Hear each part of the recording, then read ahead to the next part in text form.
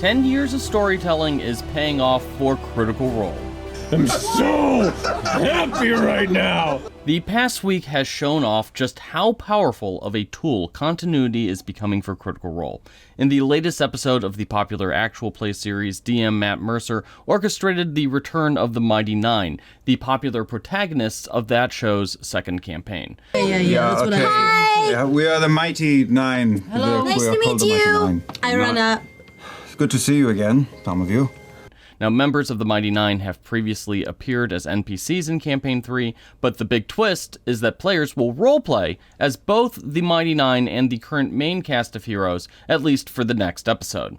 Essentially, the cast, save for Robbie Daymond, will have 2 character sheets and act out 2 separate characters for at least a bit in the new episode. How are we gonna do this? I don't know. I'm so Just like we nervous. just did it. You literally just did it. You just did it. Now, Campaign 3 has really leaned into the continuity of Critical Role, from the central conflict of the campaign to how the show itself frequently brings in past characters. However, this week's payoff showcases a unique strength of Critical Role, both as an actual play series and as a wider franchise. Not only do fans get to see the cast return to a beloved set of past characters, they get to enjoy the chaos of the entire table juggling 2 sets of characters at once. Is your inn? You take care of this inn? Yes, it is. Yes, it is. Actually, it's this particular place is a B&B run by Fern. Fern, introduce yourself. Hello. Hello, my name is Professor Princess Fern Calloway, Fae Scion of the Ancient Flame. This experiment should provide new interactions, new connections, and even potential new conflicts, because Bell's Hells and the Mighty Nein might not necessarily see eye to eye on what should be done with the central conflict of the entire campaign.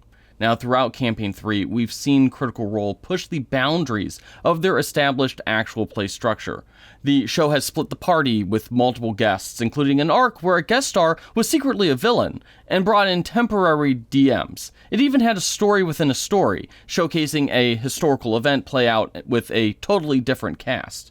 Now, the reappearance of the Mighty Nein as player characters is a new twist, and it only works because fans connected to those characters in a previous campaign. Now controlled by their original players, the Mighty Nein can impact the overall narrative of Campaign 3, potentially shifting a high-stakes storyline that involves the gods facing extinction by another primordial eldritch entity. Critical Role is also exploring its own continuity in other interesting ways in its animated series.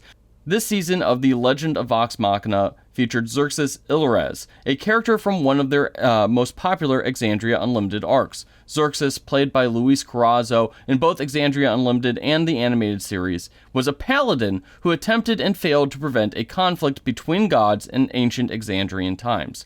Now, Exandria Unlimited Calamity aired in 2022, long after the first campaign that the Legend of Vox Machina ended, and Xerxes never interacted with Vox Machina during the first campaign, as that character didn't exist at the time. However, using Xerxes in the Legend of Vox Machina served multiple purposes for both the animated series and the Critical Role franchise. It was an Easter egg of sorts that allowed the animated series to pay homage to the Exandria Unlimited storyline. It also established his current status, setting up another storyline that could be revisited either in animated form or actual play in the future. There is no difference between the gods above and below. They all lie! Finally, it served to build out and explain the Calamity for a different audience, the people who just watched the animated show. Now, the Calamity, it casts a long shadow over all of Exandria and Critical Role lore, but it was only really casually mentioned in Campaign 1, which is interesting considering what a large role it plays in later campaigns.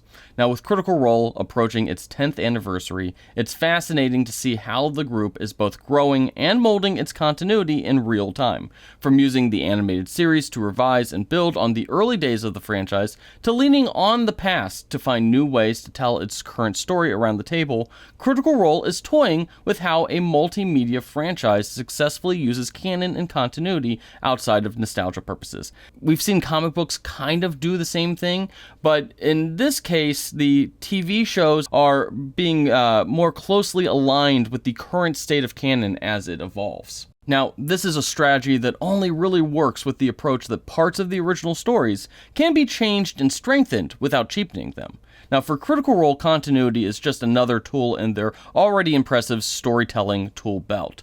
But now, we're seeing how that continuity can pay dividends as Critical Role continues to grow, both at the game table and in other forms of media. So, what do you think about Critical Role's latest twists? Let us know in the comment section, and don't forget to like and subscribe to Above the Table.